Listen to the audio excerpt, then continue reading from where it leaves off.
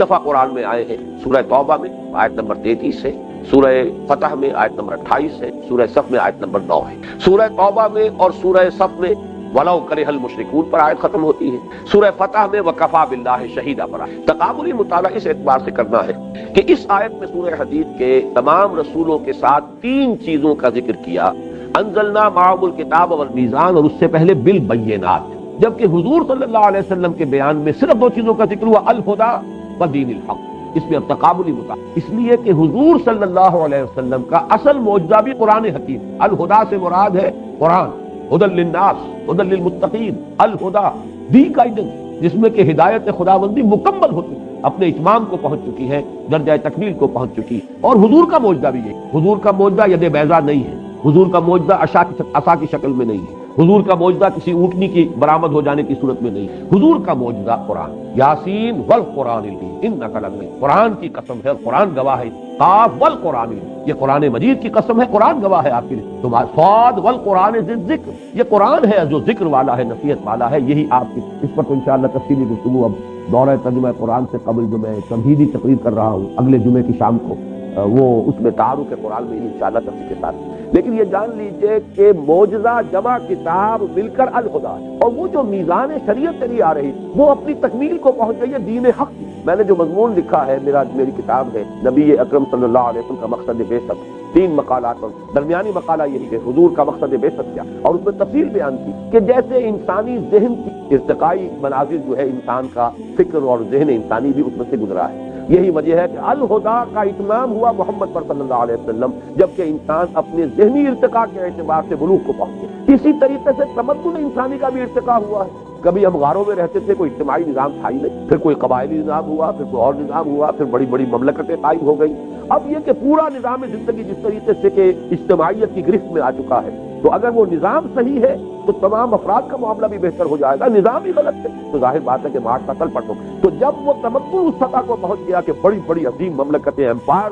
مملکت روما اور مملکت فارس، اس کے وقت حضور کو اب بھیجا گیا ایک کامل نظام، ایک complete politico social economic system based on social, اور ظاہر بات ہے جب تک اسے قائم کر کے نہ دکھائے وہ، تو شہادت علی الناس اس پر گفتگو ہوئی ہے ان دروس میں بھی، شہادت زبان سے بھی، وہی ذات واحد شہادت، عبادت کے لائق زبان اور دل کی شہادت، ہم گواہی دیتے ہیں اشہد ان لا الہ الا اللہ، پھر ہمارا عمل جو ہے کہ واقعتاً اللہ کو الہ اور معبود اور حاکم مطلق مانتے ہیں، اور محمد کو واقعتاً ہم نے پھر انفرادی طور ہی پر نہیں، اجتماعی طور پر بھی گواہی اس وقت قائم ہوگی جبکہ وہ نظام عملاً قائم کر کے، ورنہ یہ کہا جائے یوٹوپیا ہے، یہ عملی باتیں نہیں ہیں، امپریکٹیکیبل ہیں، انہونی سی بات۔ سید القوم خادمہم، کیا تکلیف ہوئی جملہ کہہ دیا آپ، لیکن ایسا ہو سکتا ہے کبھی؟ کر کے دکھائیے، وہ کر کے دکھایا ہے ابو بکر اور عمر رضی سید القوم۔ اگر دیکھنا ہو عمل کے اندر تو دیکھ لو ابو بکر کو، نظام قائم کیا کہ ایسا نہیں ہے کہ بس کوئی شاعری کی گئی ہے معاذ اللہ، بلکہ وہ نظام قائم کر کے جس میں ہر اعتبار سے عورتوں کو حقوق دیے، لیکن وہ حقوق اس طرح کے نہیں ہیں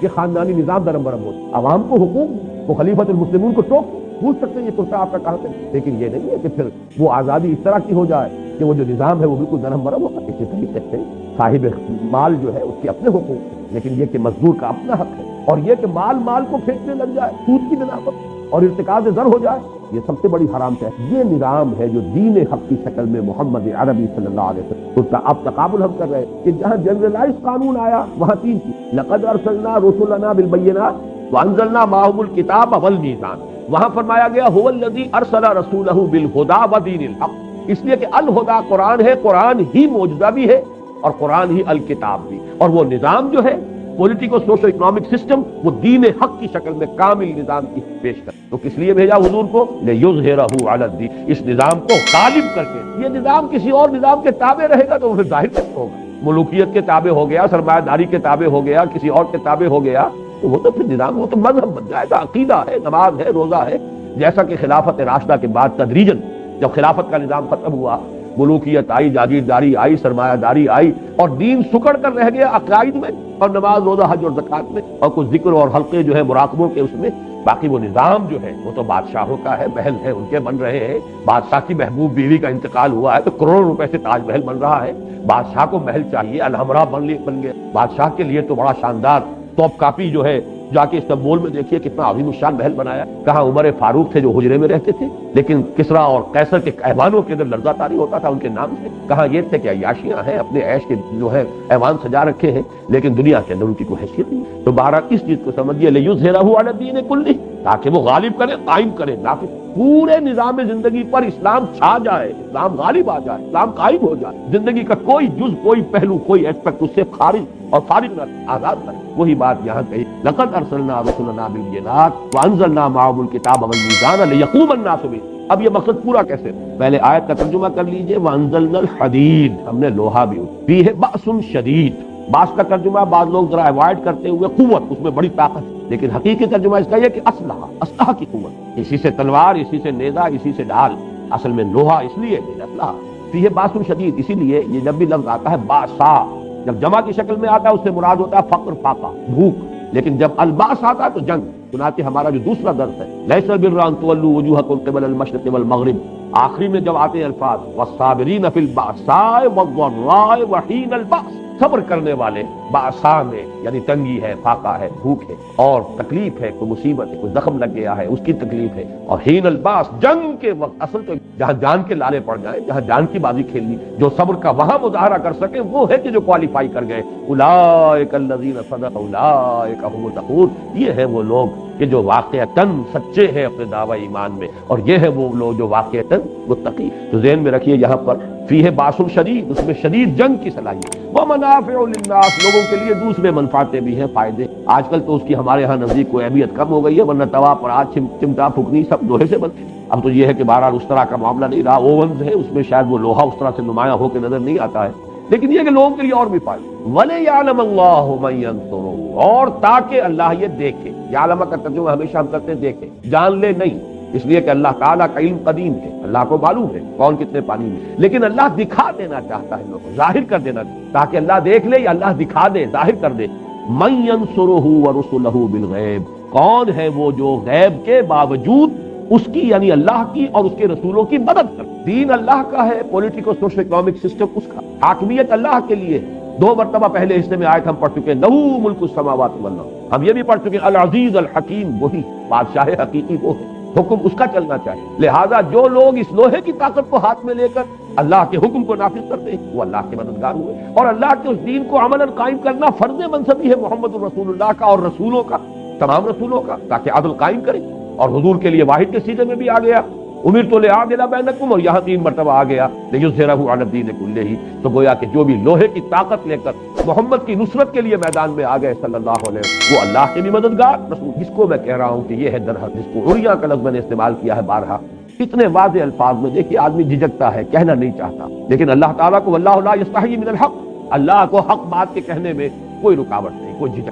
عام آدمی سمجھے گا یہ بات کہنے کی نہیں ہے، اگر ہے بھی دل میں تو رکھو، اسے زبان پر نہ لاؤ. لیکن یہاں سے اچھی طرح جو بات سمجھا دی گئی ہے وہ کیا ہے کہ ریولوشن یا کسی نظام عدل اجتماعی کو قائم کرنے کا پروسیس کیا. پہلا مرحلہ اس میں یہی ہے کہ جو الہدا دی گئی ہے آپ کو، ہدایت کی کتاب دی جس میں کہ معجزہ بھی ہے، اس کے ذریعے سے لوگوں کو دعوت دی. دعوت، تبلیغ، اس پیغام کو عام کرنا، لوگوں کو اس پر مطمئن کرنا، ذہناً مطمئن کرنا، قلباً مطمئن کرنا، اس کے مضمرات کو کھول کر بیان کرنا. وَنَزَّلْنَا إِلَيْكَ الذِّكْرَ لِتُبَيِّنَ لِلنَّاسِ مَا نُزِّلَ إِلَيْهِمْ. اے محمد صلی اللہ علیہ وسلم، ہم نے آپ پر یہ ذکر نازل فرمایا تاکہ آپ لوگوں کے لیے باتیں کریں، بیان کریں، کھولیں، اس کی شرح کریں، اس کی وضاحت کریں جو ان کے لیے نازل. یہ سارے کام کیجئے جیسا کہ سورہ جمعہ میں ہم پڑھ چکے، یتلو علیہم آیاتہ ویزکیہم ویعلمہم الکتاب والحکمہ. یہ الہدا کا فنکشن، الہدا کے ذریعے سے، جس کی میں نے مثال پچھلی نشست میں دی تھی کہ جیسے پہلا ایکسپیریمنٹ غالباً کرایا جاتا تھا 5ویں جماعت میں سائنس کا پہلا سبق، لوہ چون ہے، برادہ ہے، اس کا مکسچر ہے، اسے کیسے علیحدہ کریں. میگنیٹ ہاتھ میں لیجئے، اس میں پھیلائیے،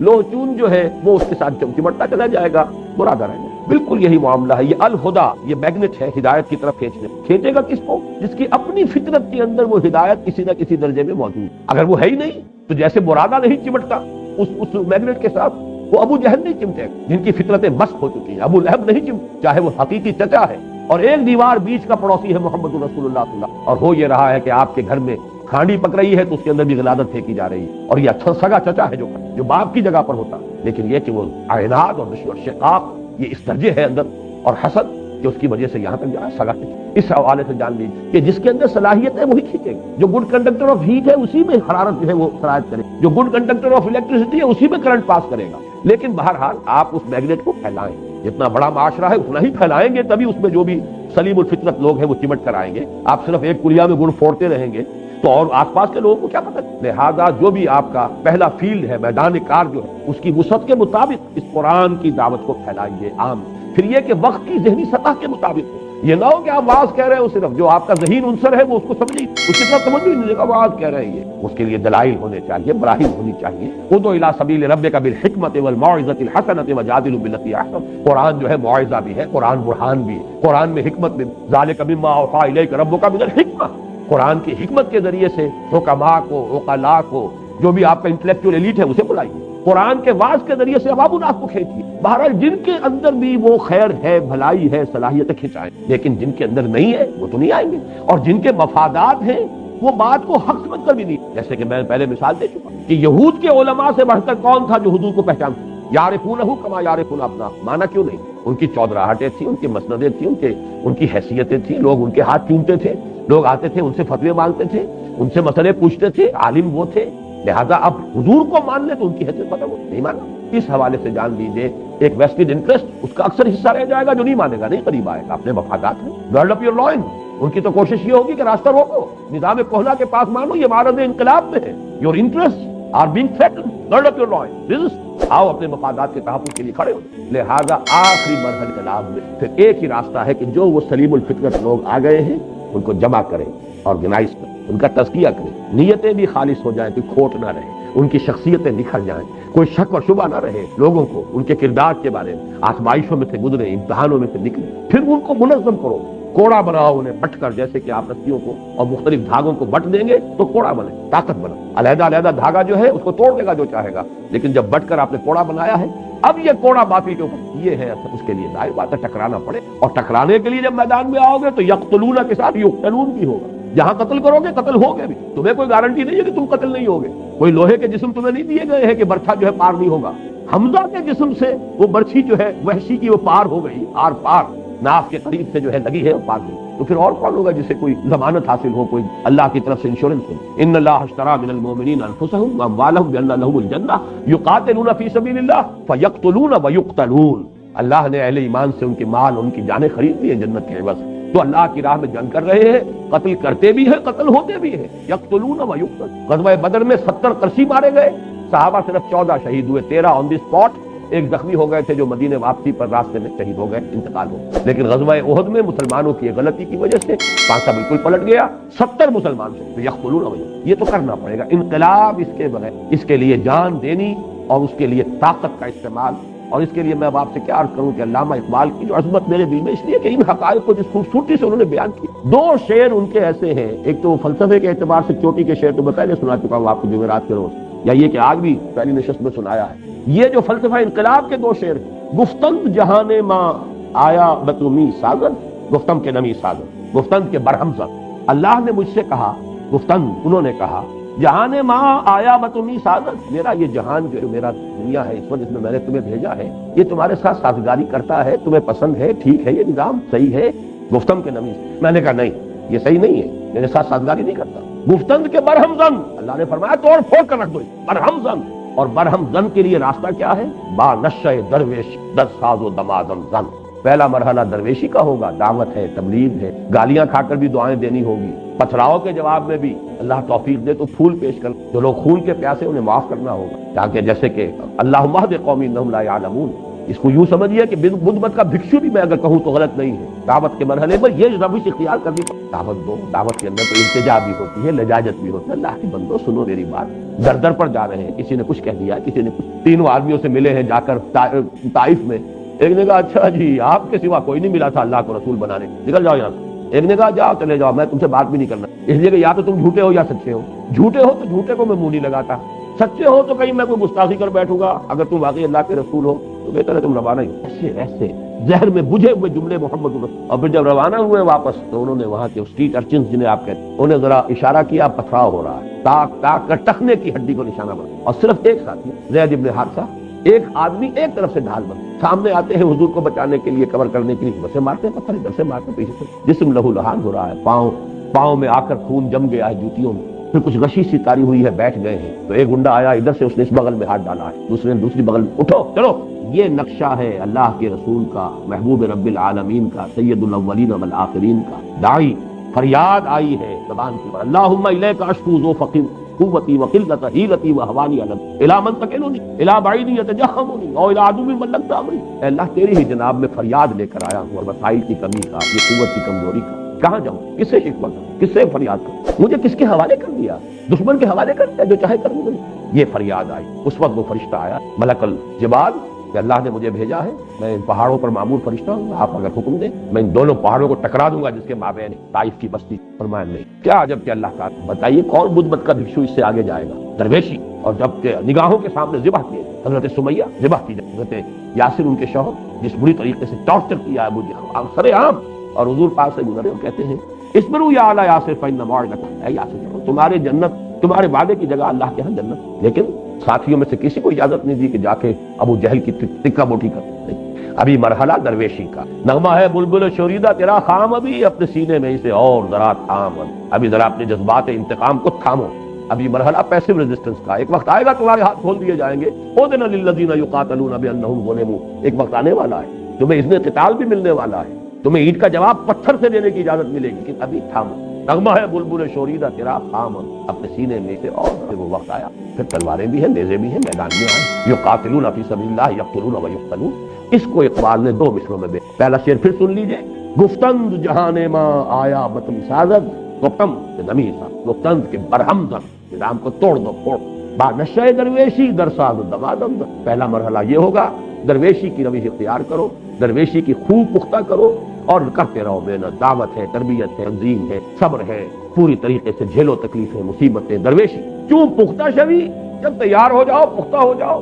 تعداد کے کیفیت اور کمیت دونوں اعتبارات سے، سیرت بھی پختہ ہو چکی ہو، تربیت ہو چکی ہو، تزکیہ ہو چکا ہو، قول و فعل کا تضاد نہ رہا ہو، انسان کا ظاہر باطن ایک ہو چکا ہو، منظم ہو، ایک کبیر کی دعوت کے اوپر کھڑے ہو، لبیک کہیں اور اپنی جانوں کی قربانی دینے کو تیار ہو جائے، اور اگر روکنے کو حکم دیا جائے تو رک جائیں۔ یہ پختگی جب آج جو پختہ شوی خدرا بر سلطنت جم زن، اب اپنے آپ کو سلطنت جم پر دے پاؤ، یہ ہے دو مصروں میں پورا انتظام۔ اس کے لیے انزلنا الحدید، ہم نے لوہا بھی، دلیل بھی اتار دی، بینہ بھی اتار دی، جو نیک سرشت ہیں وہ آ جائیں گے، اب ان کو منظم کر کے طاقت بنانا، ریولیوشنری فورس، ایسے سرفروش، ایسے جافروش کہ جو اپنے سر کی اور جان کی بازی کھیلنے کو تیار ہو۔ من المؤمنین رجال صدقوا ما عاهدوا اللہ علیہ فمنهم من قضى نحبه ومنهم من ينتظر وما بدلوا تبدیلا۔ اہل ایمان میں وہ جوان مرد ہیں کہ جو عہد انہوں نے اللہ سے کیا تھا وہ پورا کر دکھایا، سچا۔ ان میں سے وہ بھی ہیں جو اپنی نظر پیش کر چکے، اور جو باقی ہیں وہ منتظر ہے کہ کب باری آئے۔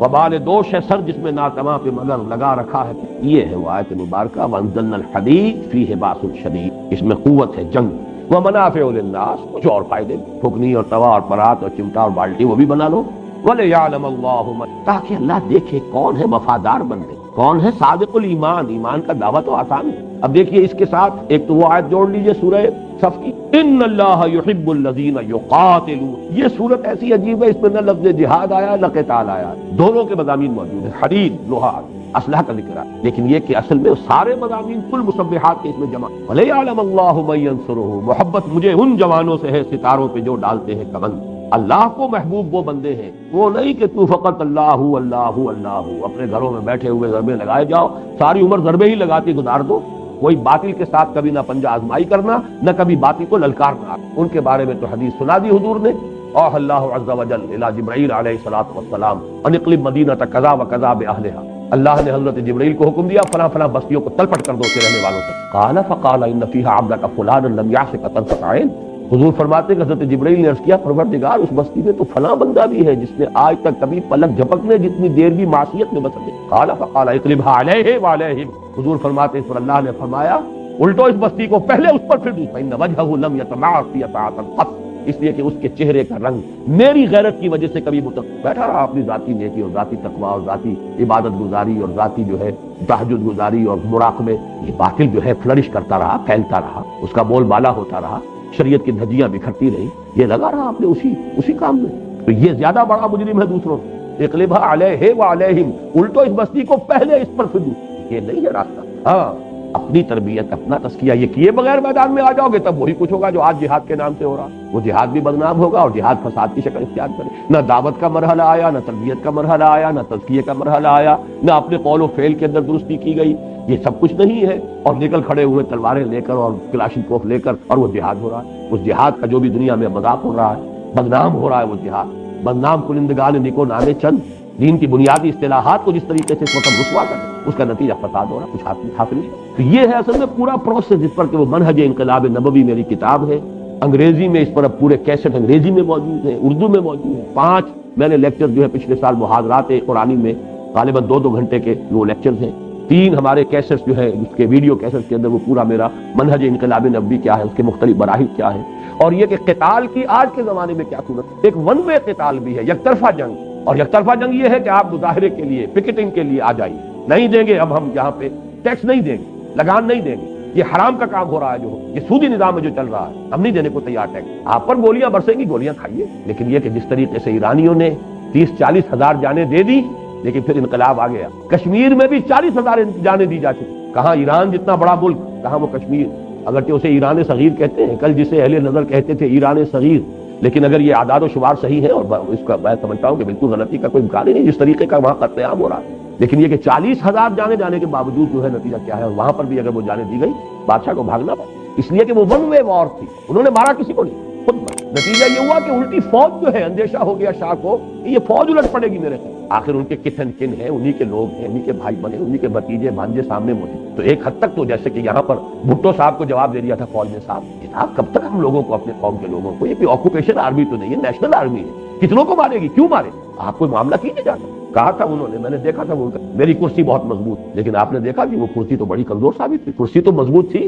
فوج کے بل پر، جب فوج نے جواب دے دیا تو کرسی کا مضبوط رہی، وہ تو 2 ہاتھ 2 پاؤں اس کے تھے جیسے کسی بھی آدمی کے ہوتے۔ یہ ہے در حقیقت آج کے زمانے، اس پر تفصیل سے میں نے بحث کی اس کتاب میں منہج انقلاب میں، پہلے آبجیکٹیولی سمجھیے حضور کی سیرت سے کہ اس کے کیا مراحل، کیا ہوا پہلے، کیا ہوا پھر کیا ہوا، پہلے یہ ہوا تو کیوں ہوا، بعد میں یہ ہوا تو کیوں ہوا، پہلے 13 برس تک یہ حکم ہے کہ چاہے تمہارے ٹکڑے اڑا دیے جائیں تم ہاتھ نہیں اٹھاؤ گے، اور اس کے بعد یہ قاتلوا فی سبیل اللہ وقاتلوہم حتی لا تکون فتنہ ویکون الدین کلہ، زمین و آسمان کا فرق ہے کہ لیکن حکمت ہے، ایک ہی پروسیس کے یہ 2 مختلف مراحل ہیں، اسی طرح ایک وقت میں دب کر صلح کر، جو صلح حدیبیہ ہوئی ہے یقیناً بڑی ان ایکول، وہ جو اس کی جو ٹرمز تھی وہ یقیناً اس میں مسلمان، اسی وجہ سے تو میں نے آپ کو بتایا ایک آدمی نہیں اٹھا عمرہ جو ہے اپنے عمرے کا احرام کھول لے، ایک آدمی نہیں اٹھا، اس درجے دل جو ہے زخمی تھے مسلمان کہ ہم کیوں دب کر صلح کریں۔ لیکن یہ ہے کہ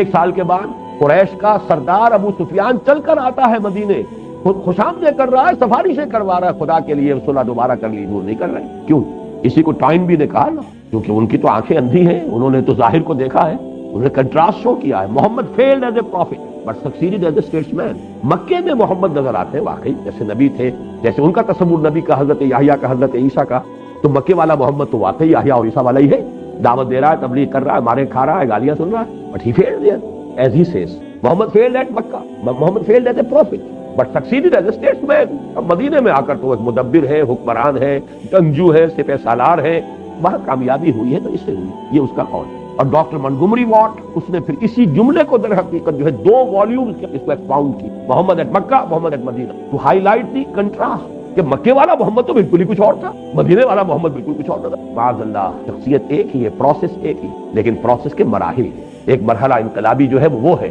با نشہ درویشی در سازن، یہ مکی دور ہے، کیوں پختہ شبی خدرا بر سلطنت جم سن، یہ ہے دوسرا مرحلہ، ظاہر بات ہے اس کے بغیر کوئی انقلاب آئی نہیں سکتا۔ یہ ہے اصل پروسیس جو اس آیت میں اور بڑے واشگاف الفاظ میں، جیسا کہ میں نے عرض کیا کہ لوگوں کو جھجک آتی ہوگی، اللہ واللہ لا یستحی من الحق، صاف کہا اس نے، لوہا اتارا ہے، وہ جو پنجابی میں کہا جاتا ہے کہ 4 کتاباں عرش میں آئیاں، 5واں آیا ڈنڈا، وہ ڈنڈا جو ہے اس کی اپنی اہمیت، اس کی ضرورت ہے، لقد ارسلنا رسلنا بالبینات وانزلنا معهم الکتاب والمیزان لیقوم الناس بالقسط، یا تو تلاوت کرتے رہیے ثواب لیتے رہیے، تراویح پڑھتے رہیے اور ثواب لیتے، جبکہ قرآن یہ کہتا ہے کہ یا اہل الکتاب لستم علی شیء حتی تقیموا التوراۃ والانجیل وما انزل الیکم، اے کتاب ماننے والو اہل کتاب، تمہاری کوئی حیثیت ہماری نگاہ میں نہیں، یو اسٹینڈ نو ویئر لستم علی شیء حتی تقیموا التوراۃ والانجیل وما انزل الیکم من ربکم، جب تک کہ تم تورات اور انجیل کو جو کچھ تمہارے رب کی طرف سے تم پر نازل ہوا ہے اس کو قائم نہیں، قرآن پڑھتے رہو، قرآن سنتے رہو، قرآن یاد کرتے رہو، حسن قرات کے مقابلے کرو، ریڈیو پر بھی ہو رہے ہیں، سب کچھ ہو رہا ہے، جشن ہو رہا ہے، 1400 سالہ جشن نزول قرآن، قرآن قائم کرنے یا علی القرآن لستم علی شیء حتی تقیموا القرآن، یہ میزان عدل، اس نے جو بھی نظام دیا، اس نے جس کا جو حق معین کیا اس کو دو، جس کی جو ذمہ داری ہے اس کے اوپر عائد کرو، یہ نہیں کرتے تو پھر یہ صرف تلاوت ہے، اس کا ثواب جو لے رہے ہو اللہ تعالیٰ کے ہاں سب کچھ ہے۔ لقد ارسلنا رسلنا بالبینات وانزلنا معهم الکتاب والمیزان لیقوم الناس بالقسط وانزلنا الحدید فیہ بأس شدید ومنافع للناس وَلِيَعْلَمَ اللَّهُ مَن يَنصُرُهُ وَرُسُلُهُ بِالْغَيْبِ إِنَّ اللَّهَ قَوِيٌّ عَزِيزٌ۔ من ينصره ورسله بالغیب، بالغیب کے بارے میں جان لیجئے، مجھے مولانا اصلاحی صاحب کی بات پسند ہے کہ یہ بات جو ہے ظرفیہ ہے، اصل میں بڑی پیاری بات ہے، فلسفیانہ بھی ہے یہ بات کہ اللہ غیب میں نہیں ہے، غیب میں ہم۔ میری ایک تقریر ابھی شائع ہوئی ہے تازہ میثاق میں، وہ حقیقت دعا اس میں دیکھ رہا تھا تو اس میں بھی میں نے وہ عربی کے اشعار دیے ہیں، اغیب وذو اللطائف لا یغیب وارجوہ رجاء لا یخیب، میں غائب ہو جاتا ہوں تو اللہ تو ذو اللطائف ہے، وہ کہاں غائب ہوتا، وہ تو غائب نہیں ہوتا، وہ تو ہر آن ہر جگہ موجود ہے، یہ تو پردے ہماری آنکھوں پر پڑے ہوئے ہیں نا، تو ہم غیب وہ غیب تو غیب کہ او پیداست تو زیر نقابی، بڑا پیارا یاد آ گیا بر وقت، وہ تو سامنے ہے، ظاہر ہے، الظاہر، ہاں تو زیر نقاب ہے، تو محجوب ہے، تو پردے میں آیا ہوا ہے، غیب کا پردہ تجھ پر پڑا، تو بالغیب غیب میں ہوتے ہوئے ہم اللہ کو دیکھ نہیں، پھر بھی یہ جو شخص اللہ کے لیے تن من دن وقت، بڑی شاباش ہے اس کے، بعض احادیث میں آتا بھی ہے کہ یہ لوگ جو ہے فرشتوں سے اللہ تعالیٰ جو ہے اس میں مباحات کرتا ہے، اپنے نیک بندوں کا ذکر کرتا ہے کہ میرے یہ بندے جو ہیں مجھ سے جنت مانگ رہے ہیں، انہوں نے جنت دیکھا ہے دیکھیے، پھر بھی مانگ رہے ہیں، انہوں نے دوزخ سے پناہ مانگ رہے ہیں، دوزخ دیکھیے کہ نہیں دیکھی نہیں، پھر بھی مجھ سے یہ سوال کر رہے ہیں کہ میں نے دوزخ سے بچاؤں۔ تو جو شخص غیب کے بغیر، وہ دل کی آنکھ سے دیکھا ہے، عقل کی آنکھ سے، تو جو یہ اس کے باوجود ان صلاتی و نسکی و محیای و مماتی للہ، غیب میں ہونے کے باوجود اگر وہ یہ سب کچھ کر رہے ہیں، کرا جوئی چرا در پیچ و تابی کہ وہ پیداست تو زیرے، اس کو تلاش کر رہے ہیں، وہ جو میں نے شعر آپ کو سنائے تھے ہائی اسکول کی پریئرز میں، خالق میرے کہاں ہے تو مجھ کو تیری تلاش ہے، کسے تلاش کر رہے ہو، کسی کو تلاش کر رہے ہو، کس پیچ و تاب میں ہو، وہ تو ظاہر ہے، در حقیقت تم ہو گئے ہو، نقاب تمہاری عقلوں پر تو جو لوگ اس حالت میں کہ وہ غیب میں ہیں اور پھر وہ مدد کر ینصرہ ورسلہ بالغیب، اچھا یہ نوٹ کی، ایک خیال ہو سکتا ہے کہ رسول تو غیب میں نہیں تھے، یا رسولوں سے صحابہ جو ہے رسول سے غیب میں تو نہیں تھے، حالانکہ غیب میں تھے، سامنے جو موجود تھے وہ محمد ابن عبداللہ ابن عبد المطلب تھے، رسول کی رسالت تو غیب میں ہے، کیا کسی نے آنکھوں سے جبرائیل کو آتے دیکھا تھا؟ جبرائیل اگر آئے بھی کبھی انسانی شکل میں تو انسان آیا مل کے چلا گیا، در حقیقت رسول کی رسالت بھی غیب کی بات تھی، اور اس سے لوگ اس وقت بھی غیب میں تھے، سامنے جو نظر آتے تھے، اسی لیے تو منافقین کیوں مانے ہم ان کی ہر بات، ان کے بھی دو ہاتھ ہیں دو پاؤں ہیں، ہاں جو قرآن یہ کہہ رہے ہیں کہ قرآن نازل ہوا اس کو ہم مانیں، یہی ہمارے ہاں یہ حسبنا کتاب اللہ، اور جو بھی ہمارے ہاں قرآن اہل قرآن کا جو فتنہ ہے، در حقیقت اس کی جڑیں اسی منافق کے ساتھ ملی، رسول کی اطاعت کیوں کریں؟ جان لیجئے کہ اصل میں جو اللہ کی مدد کر رہا ہے، جو اللہ کے رسول کی مدد کر رہا ہے، دونوں حالتوں میں غیب میں ہو کر مدد، وہ مدد در حقیقت محمد ابن عبداللہ ابن عبد المطلب کی نہیں کر رہا ہے صلی اللہ علیہ وسلم، محمد الرسول اللہ کی صلی اللہ علیہ وسلم، اور ظاہر بات ہے کہ رسالت ان کی وہ ان کے لیے وہ غیب میں ہے یا وہ خود اس سے غیب، وَلِيَعْلَمَ اللَّهُ مَن يَنصُرُهُ وَرُسُلُهُ، تاکہ اللہ دیکھے یا اللہ ظاہر کر دے کون ہے اس کے وہ وفادار صادق ایمان بن، جو غیب میں ہونے کے باوجود اس کی اور اس کے رسولوں کی مدد کر، جان ہتھیلی پر رکھ کر تلوار کی طاقت ہاتھ لے کر میدان میں آتے ہیں، باطل نظام کا قلع قمع کریں، یا اگر تلوار ہاتھ میں نہیں بھی لیتے، جیسا کہ میں نے کہا اس دور میں اس کے لیے جو اجتہاد بھی کرنا پڑے گا، اس لیے کہ ایگزسٹنگ آرمیز ہیں، بہت بڑی بڑی آرمیز، لوگ نہتے ہیں، وہاں کوئی اسٹیبلش گورنمنٹ نہیں تھی، کوئی اسٹینڈنگ آرمیز نہیں تھی، اتنا بڑا فرق نہیں تھا، ڈسپیرٹی اتنی نہیں تھی، 313 کے مقابلے میں 1000 آئے ہیں بدر میں، تو 1 اور 3 کی نسبت ہوئی، ہتھیاروں کا فرق نکال لیجیے تو 1 اور 10 کی ہو جائے گی، 1 اور 20 کی ہو جائے گی، 1 اور 100 کی ہو جائے گی، اس سے زیادہ تو نسبت نہیں ہے۔ یہاں تو یہ ہے کہ جو نظام ہے جاگیرداری ہے، سرمایہ داری ہے، ملوکیت ہے، اب شاہ فہد کی حکومت کو حفاظت دینے والے تو ان کی فوج بھی ہے، ان کی بھی ہے، شرطہ بھی ہے، ان کی ایئر فورس بھی، اور ظاہر بات ہے کہ جیسے کہ ایئر فورس نے پاؤنڈ کیا تھا ہما کو، اور وہاں پر کہ جو اسٹرانگ ہولڈ تھا اخوان المسلمون کا، اور اس کی دھجیاں بکھیر کر رکھ دی، ایسے ہی اگر کہیں پر ہوگا تو یہی ہوگا نا، لہذا یہاں اجتہاد کی طرح، وہ اجتہاد وہ ہے کہ جو بہرحال جو بھی جس کا حق ہے وہ ادا کیا جانا چاہیے۔ ایرانیوں نے اس کی مثال پہ 2 طرفہ جنگ کی بجائے 1 طرفہ جنگ، اپنے مرنے کے لیے اپنے سینے کھول دی، ایسے ایسے لرزہ خیز واقعات ہوئے کہ ایک جلوس صرف خواتین بچوں کو گود میں گولیاں کھائی ہیں، گری ہے، اور وہ شیرخوار بچے گرے، تب وہ شاہ کو بھاگنا، 2 گز زمین بھی مل نہ سکی کوئی یاد، جب اس درجے تک معاملہ ہو جاتا تو بہرحال اس کا اندیشہ تھا کہ کہیں فوج اچانک مجھ پر الٹ نہ ہو، جان بچا کر بھاگنے میں، یہ ہے اصل میں اس وقت کا جو نظام، تھوڑا سا اجتہاد کا معاملہ ہے، وہ میں تفصیل سے اپنی کتاب میں بحث کر چکا ہوں۔ آخری الفاظ ہے ان اللہ قوی عزیز، یہ نہ سمجھو اللہ تم سے مدد مانگ رہا ہے تو اللہ کمزور ہے، اس کو تمہاری مدد کی حاجت ہے، وہ تو القوی، وہ عزیز ہے، زبردست، آنے واحد میں اس کا ایک حرف کل ہوگا اور یہ نظام چلا کے ساتھ چل پڑتا ہے، لیکن تمہارا امتحان خلق الموت والحیات لیبلوکم ایکم احسن، قلزم ہستی سے تو ابھرا ہے مانند حباب، اس دیا خانے میں تیرا امتحان ہے، you have to prove your work, تمہیں ثابت کرنا۔ اور اس کے ضمن میں وہ آیت اس کے ساتھ جوڑ دیجئے، لا يستوی منکم من انفق من قبل الفتح وقتل اولئک اعظم درجۃ من الذین انفقوا من بعد وقتل۔ جو ابتدائی مراحل ہوتے ہیں کسی انقلاب کے، اس میں جنہوں نے جانیں کھپائیں، جنہوں نے اپنے مال کھپائے، جنہوں نے اپنی صلاحیتیں لگائیں، اپنا وقت لگایا، اپنی زندگی لگا دی، ان کا جو رتبہ ہے یہ رتبہ بلند ملا اس کو ملا۔ بعد میں جب کہ حالات بدل جائیں، نیک کام جب بھی کیا جائے گا وہ نیک ہے، اس کا ثواب ملے گا، اچھا ہے، لیکن قدر و قیمت میں زمین و آسمان کا فرق ہے۔ تو ایک تو یہ ذہن میں رکھو کہ یہ سب کچھ اس لیے کہ اللہ تمہیں دیکھنا چاہے، بھلے یعلم اللہ من ینصرہ ورسلہ بالغیب، باقی اللہ خود القوی ہے، العزمت توانا ہے، جب چاہے آنے واحد میں نظام برپا کر سکتا ہے، لیکن تمہارے ابتلاء و آزمائش کے لیے وہ تمہیں یہ موقع دے رہا ہے۔ آخری شعر وہ پھر سنا رہا ہوں، منت بنے کہ خدمت سلطان ہمیں سنی، منت شناس زو کہ بخدمت بداشتت، تم احسان نہ دھرو، بادشاہ کی خدمت کر رہے ہیں، بادشاہ پر کوئی احسان نہیں ہے، بادشاہ کا احسان مانو کہ اس نے تمہیں موقع دیا۔ بارک اللہ لی ولکم فی القرآن العظیم ونفعنی وإیاکم بالآیات والذکر